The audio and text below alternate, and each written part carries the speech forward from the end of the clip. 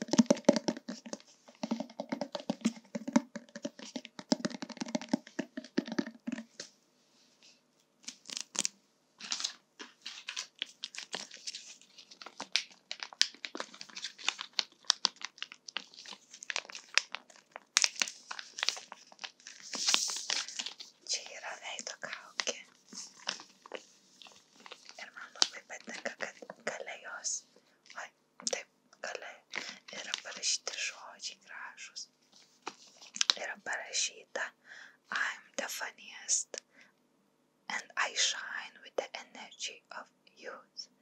My skin is perfect. I thank myself. I treat myself with love.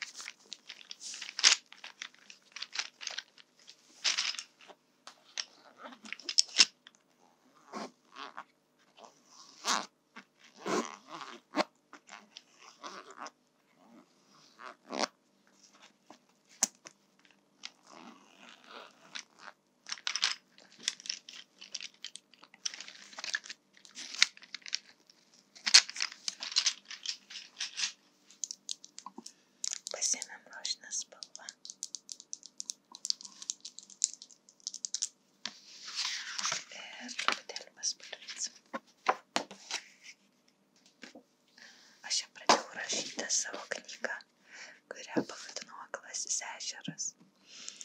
Ir jeigu norit, galiu paskaityti pirmą dalį, kuri yra tokia, vadinasi sapnas.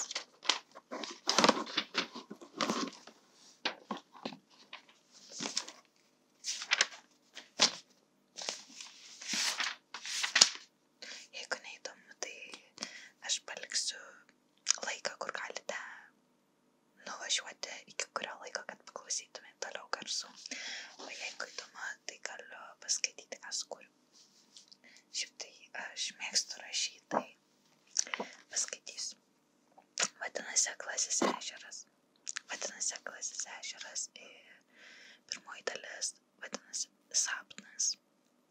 Mėnesienos šviesa prasiskverbia pro neužtrauktas užuolaidas ir aš pajuntu širdį suspaudžiant šalčiui. Apsunksta manasis kūnas ir siela nuskrenda prie vėsių ežero akmenų. Ten guli daili mergina, balta it banguojančio vandens puta. Nuostabiai ilgi ir šviesiai rožiniai jos plaukai dengia nuogas sustirusias krūtis. Pakėlęs akis į nakties dangų pamatau pilnaties mėnulį, kurio atspindys dabar užklojas mano tikrąjį kūną namuose. Tikėjausi, kad vėl pažvelgęs į slidžius akmenis, gražiai apklojusius žolę aplink neregėtą ežerą. Nebeišvysiu klešnų jaunos merginos kaulų, bet jie vis dar buvo ten. Nedrąsiai, vienintelio smalsumo vedamas, žengiau mažutį žingsnelį link akmenų jūros, kol žiogai svirpavo lopšinę jai. Man mintyse kirbėjo abejonė, jog priešais yra neplakanti širdis, taip tikroviškai užmaskuota moters siluete. Sapnai klaidingi, niekados čia žiburys neapšviečia aiškaus kelio, lieka kliautis žvėriškais instinktais, o jie mane šaukia bėgti prie braškių pieno spalvos plaukų ir skaniai kvepiančios merginos odos. Žolė pjauna batus nuo greitų žingsnių, bet jaučiu, kaip svajingai širdis kviečia širdį. Priartėjęs nedrįstu pažvelgti į savo kruvinas kojas, visas dėmesys nukrypsta į pasakiško žavesio gamtos kūrinį. Pirmą kartą mano akys regėjo tokį grožį. Jaunos moters nosytė buvo mažutė, antakiai nudažyti tokio pat magiško rausvumo kaip ir plaukai. Kaulėtas kūnas derėjo prie ryškių veido įlinkių, o akys buvo užmerktos. Jaučiausi per stiprus, kad galėčiau prisiliesti prie šio klešnumo. Niekada nemaniau, kad kada nors vyriška galia man pačiam suriš rankas. Ilgai ten stovėjau, žiūrėjau, kaip vėjas lyg velnias atidengia vieną jos krūtį. Širdis krūtinėje nuo adrenalino smarkiai tvinksėjo. Tik ne jai. Dabar dėl nuogumo mačiau, kad merginos krūtinė nesikilnojo, nosytė nuo kvėpavimo nekrutėjo, lengvas, jau spėtas pamilti kūnas neturėjo gyvybės. Ir aš suklupau. Ant šaltai drėgnos žemės į kelius susmigo aštrios žolės. Neapsakomo liūdesio užvaldyta širdis pradėjo raudoti, o ašaros tikšti ant merginos tviskančios odos. Buvau sustiręs iš šalčio, drebančios rankos nuo kilimo pakėlė kraujuotą kaltą ir stipriai ją sugniaužė. Nenorėjau jausti, ką jutau sapne, meilę nepažįstamam kūnui ir draskantį praradimo skausmą. Malonų jaudulį kėlė tik estetinis jaunos moters įstabumas. Net neprisiminiau sapne ant akmenų išmėtytų dar 10 kitų laumių kūnų. Kaulų.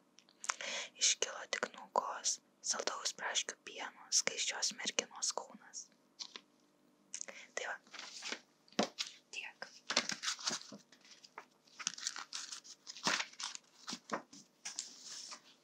Manau, nieko tokio, jeigu čia kažkur paspalvinsim kokį nors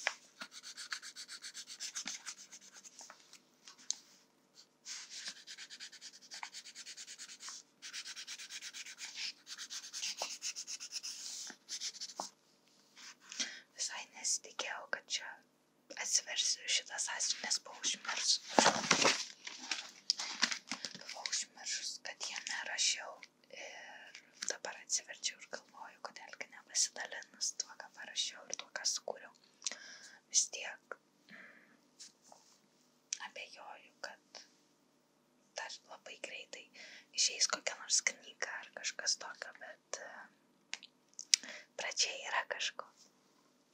Esu sukūrus daugiau, bet čia nesu užrašius. Taip. Man tai patinka, aš tokia fantastika, kaip čia pasakyti, fantastija, neatsimenu, kaip čia pasakyti, tiesiog man patinka mąstyti kažką tokio ir fantazuoti.